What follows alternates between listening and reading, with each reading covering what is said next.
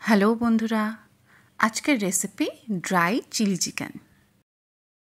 যার জন্য লাগবে চিকেন। আমি এখানে 300 গ্রাম চিকেন নিয়েছি। বোনলেস চিকেন নিয়েছি, আর চিলি চিকেনে যেরকমভাবে কেটে দেয় চিকেনটা ওইভাবেই কেটে নিয়েছি। এবার এটা আমাকে ম্যারিনেট করতে হবে। তার জন্য আমি প্রথমে স্বাদ মতন নুন দিয়ে দিয়েছি। এবার অ্যাড করছি লঙ্কা গুঁড়ো, ঝাল লঙ্কা গুঁড়ো। আপনারা যেমন ঝাল খান সেই হিসাবে লঙ্কা গুঁড়ো দেবেন। আর অ্যাড করলাম গোলমরিচের গুঁড়ো, একটুখানি আদা বাটা দিয়ে দিয়েছি, আর দিচ্ছি একটু রসুন বাটা। এর মধ্যে আমি এবার একটা ডিম ফাটিয়ে নেব। এই যে ডিম, এটা আমি ফাটিয়ে নিচ্ছি। এবার আমি অ্যাড করব ময়দা। অনেকে কর্নফ্লাওয়ারও অ্যাড করে, কিন্তু আমি ময়দা দিয়ে করি। খুব একটা বেশি টেস্ট ডিফারেন্স আমি পাই না, তাই জন্য অ্যাড করলাম 2 টেবিল স্পুন ময়দা। সুন্দরভাবে হাত দিয়ে আমি মেখে নিলাম, যাতে সমানভাবে সবকটা মাংসের টুকরোয় মশলা লেগে যায়। এবার এই ম্যারিনেশনটাকে আমি মোটামুটি আধা ঘন্টার জন্য রেখে দেবো। হাতে সময় কম থাকলে মিনিমাম 10 মিনিট অন্তত ম্যারিনেশন রাখার চেষ্টা করবেন। এতে মাংসটা কিন্তু ভীষণ নরম হবে, আর তার সাথে খুব জুসিও হবে। এবার আমি একটা কড়াইতে সাদা তেল গরম করতে দিয়ে দিয়েছি। গরম হওয়ার সাথেই আমি এক টুকরো করে চিকেনগুলো এই তেলের মধ্যে ভাজার জন্য দিয়ে দেবো। দেখুন, চিকেনগুলো দেওয়ার সাথে সাথে ডিমের জন্য একটা সুন্দর লেয়ার ওপরে ক্রিয়েট হয়ে যাচ্ছে। একটু আঁচটা কমিয়ে দিয়ে আমি এপিট ওপিট ভেজে নেব, যাতে মাংসগুলো সুন্দরভাবে ভেতরে সিদ্ধ হয়ে যায়। একদিক ভাজা হয়ে গেছে, এবার আমি অপর দিকটা উল্টিয়ে নিলাম।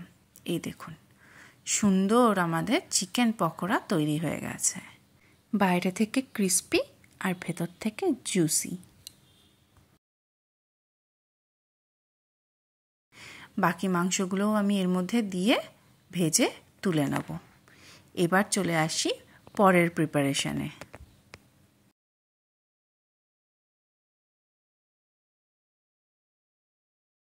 চিকেন ভাজা হয়ে যাবার পর খানিকটা তেল আমি এখান থেকে কমিয়ে নিয়েছি, আর বাকি তেলটার মধ্যে আমি দিয়ে দিলাম প্রথমে রসুন কুচি আর আদা কুচি। সুন্দরভাবে জিরি করে আমি এখানে কুচিয়ে নিয়েছিলাম। এবার আমি অ্যাড করব পেঁয়াজ আমি বড় বড় করে কেটে নিয়ে এইভাবে ছাড়িয়ে নিয়েছিলাম, সুন্দরভাবে ছাড়িয়ে নিয়েছিলাম। এইভাবে ছাড়িয়ে চিলি চিকেনে পেঁয়াজ দিলে পরে বেশ সুন্দর দেখতেও লাগে আর খেতেও লাগে। এবার আমি এর মধ্যে অ্যাড করব ক্যাপসিকাম। যেমন সাইজে পেঁয়াজ কেটেছি ঠিক সেরকমই সাইজে ক্যাপসিকামগুলো আমি কেটে নিয়েছি। এবার এর মধ্যে আমি অ্যাড করলাম টমেটো কেচাপ। এই রেসিপিটাতে কিন্তু টমেটো সসটা একটু বেশিই লাগবে। এবার আমি অ্যাড করেছি এর মধ্যে সয়া সস, আর আগে থেকে ভিনিগারে কিছু কাঁচা লঙ্কা ভিজিয়ে রেখেছিলাম, সেটাও আমি অ্যাড করে দিলাম। দিয়ে দিলাম স্বাদ মতন নুন আর একটু গোলমরিচের গুঁড়ো। তার সাথে অ্যাড করছি একটু কাশ্মীরি লঙ্কা গুঁড়ো। পকোড়ায় একটু ঝাল লঙ্কা গুঁড়ো দিয়েছি, এখানে আমি একটু কাশ্মীরি লঙ্কা গুঁড়ো অ্যাড করলাম কালার হওয়ার জন্য। সুন্দরভাবে নাড়িয়ে নিচ্ছি যাতে তলায় লেগে না যায়। এই যে দেখুন, ভালো করে মেশানো হয়ে গেছে। এবার আমি এর মধ্যে অ্যাড করব কর্নফ্লাওয়ার গোলা জল। আমি এখানে অল্প জল নিয়েছি, যেহেতু আমরা ড্রাই চিলি চিকেন করছি। সেই জলে একটু কর্নফ্লাওয়ার গুলে নিয়ে আমি এর মধ্যে অ্যাড করছি। আপনারা চাইলে ময়দাও দিতে পারেন, খুব বেশি ডিফারেন্স হবে না। এবার আমি দিয়ে দিলাম আমাদের চিকেন পকোড়াগুলো। সুন্দরভাবে মিশিয়ে নিচ্ছি। দেখুন কি সুন্দর কালার এসে গেছে। ছোট বড় সকলেরই পছন্দ এই চাইনিজ স্টার্টার, আর বাড়িতে বানাতে একদমই বেশি সময় লাগে না। দেখুন কত তাড়াতাড়ি তৈরি হয়ে গেল। এবার একটা পাত্র নিয়ে সুন্দরভাবে গরম গরম সার্ভ করে দিলেই রেডি হয়ে গেল আমাদের dry chilli chicken Chinese starter.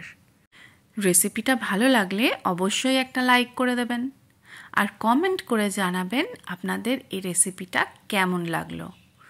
আর চ্যানেলটা অবশ্যই সাবস্ক্রাইব করে দেবেন আরও অনেক নতুন নতুন রেসিপি পাওয়ার জন্য।